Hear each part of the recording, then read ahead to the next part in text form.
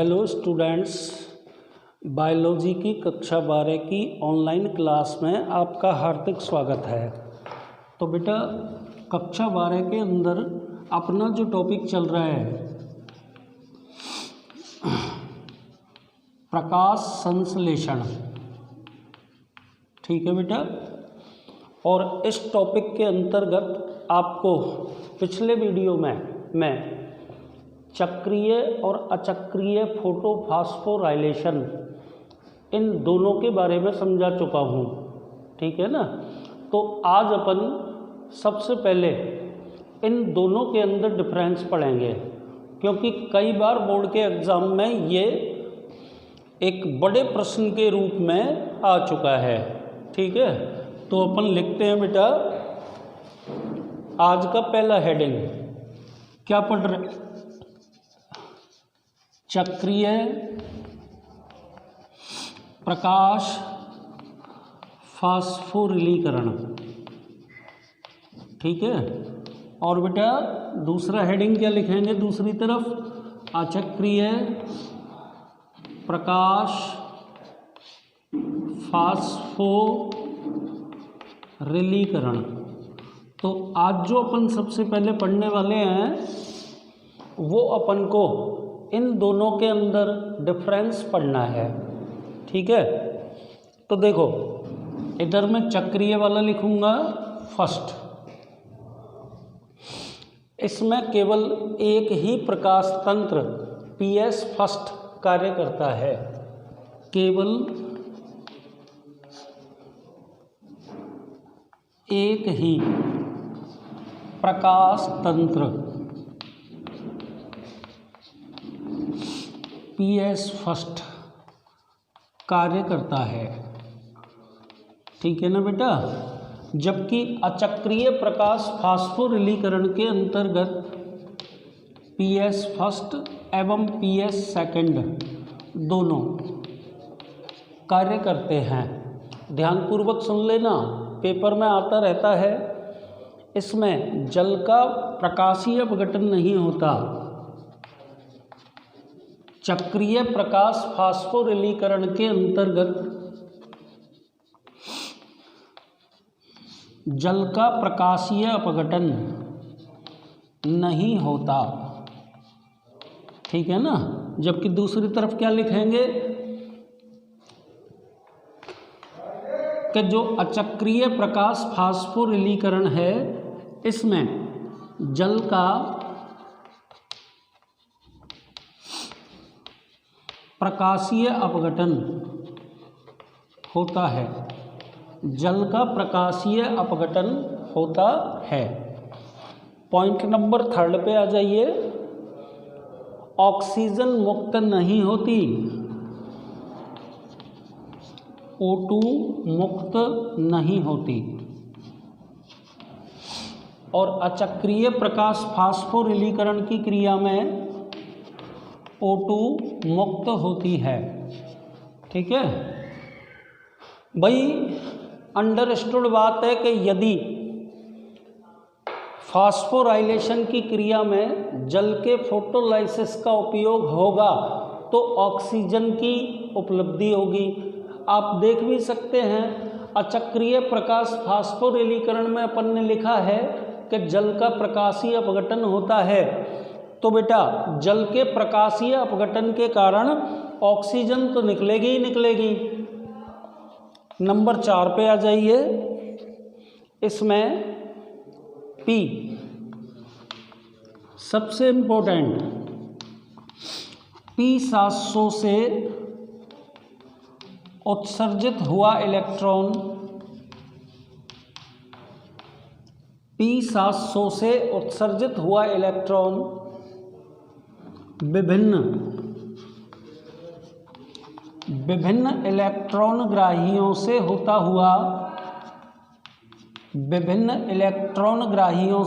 हुआ पुनः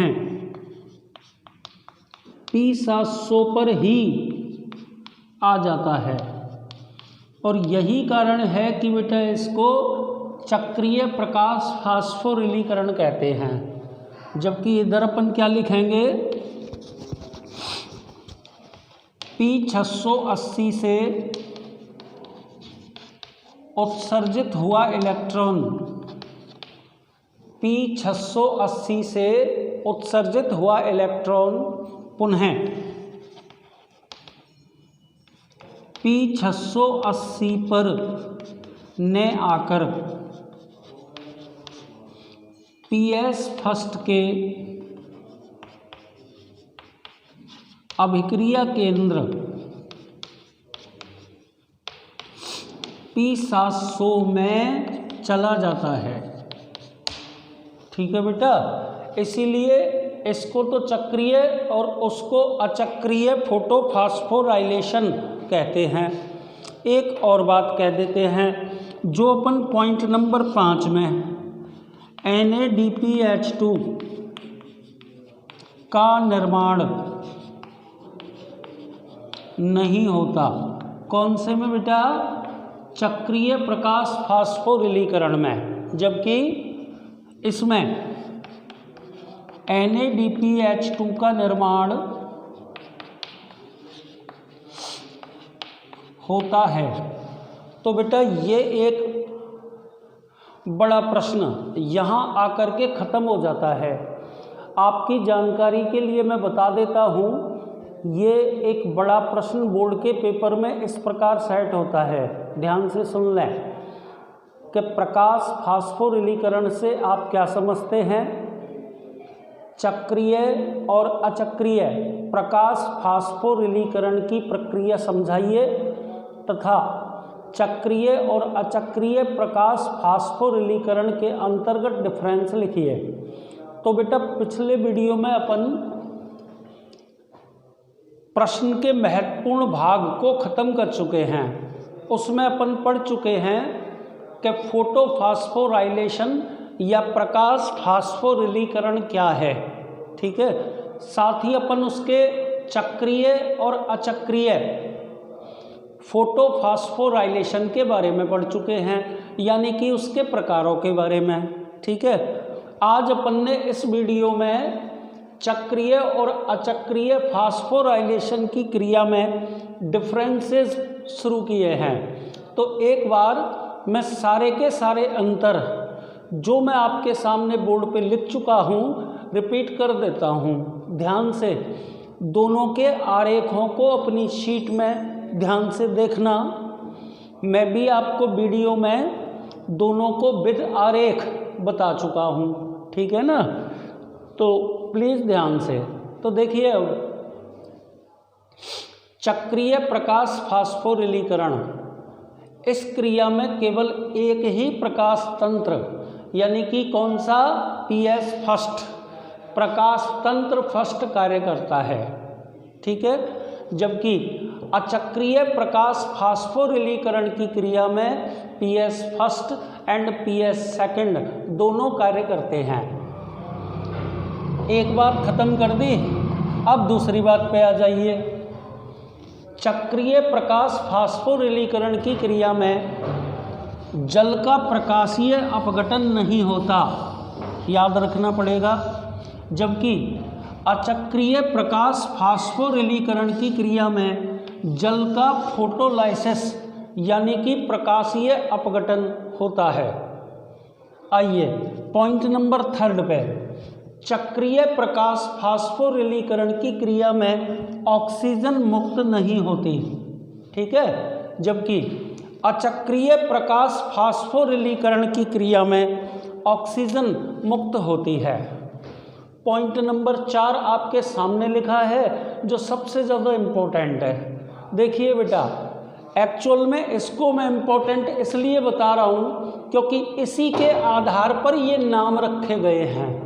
ठीक है, तो अपन कैसे बोलेंगे कि चक्रीय प्रकाश फास्फोरिलीकरण में, गौर कीजिए कि P700 से उत्सर्जित हुआ इलेक्ट्रॉन विभिन्न इलेक्ट्रॉन ग्राहियों से होता हुआ पुनः P700 पर आ जाता है। और आपको कल मैं पढ़ा चुका हूँ, कल यानी पिछले वीडियो में, साइटोक्रोमों के मध्य ADP में अकार्बनिक फास्फेट के जुड़ने से ATP निर्मित होता है। है ना, मीन्स ऊर्जा की उपलब्धि भी होती है। तो इसीलिए इसे चक्रीय प्रकाश फास्फोरिलीकरण कहते हैं। यदि अपन बात करें दूसरी तरफ की, तो इसमें अपन ने क्या बोला, देख लो कि P680 से उत्सर्जित हुआ इलेक्ट्रॉन पुनः P680 पर न आकर विभिन्न इलेक्ट्रॉन ग्राहियों से होता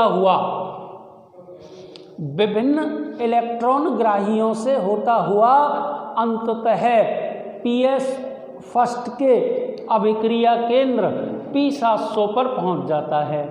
इसलिए इसे अचक्रीय फोटोफास्फोराइलेशन कहते हैं। और सबसे लास्ट में आपने क्या लिखा कि चक्रीय प्रकाश फास्फोरिलीकरण की क्रिया में NADPH2 का निर्माण नहीं होता, जबकि बेटा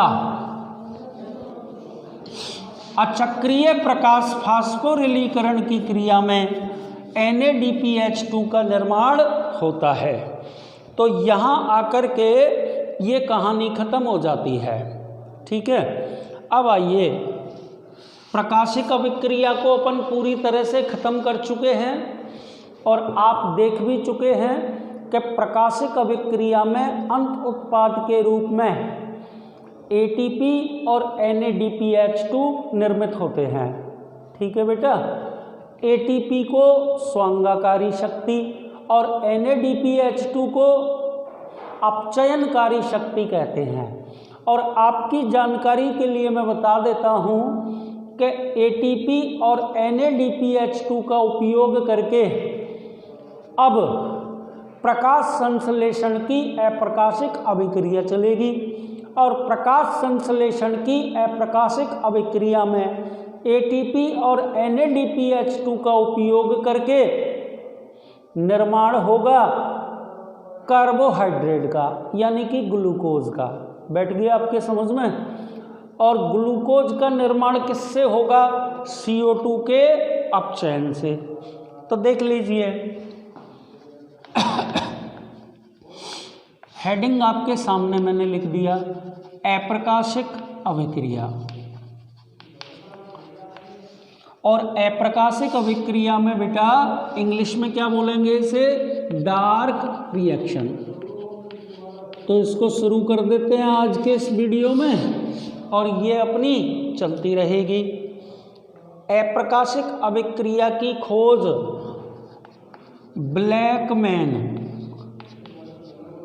ब्लैकमैन नामक वैज्ञानिक ने की थी।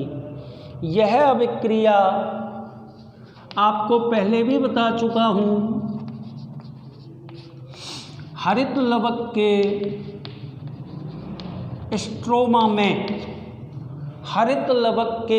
स्ट्रोमा में होती है। इस अभिक्रिया हेतु प्रकाश की आवश्यकता नहीं पड़ती। प्रकाश की आवश्यकता नहीं। ये सारे इंपॉर्टेंट पॉइंट हैं अप्रकाशिक अभिक्रिया के। आगे चलिए, इस अभिक्रिया में क्या होता है, वायुमंडलीय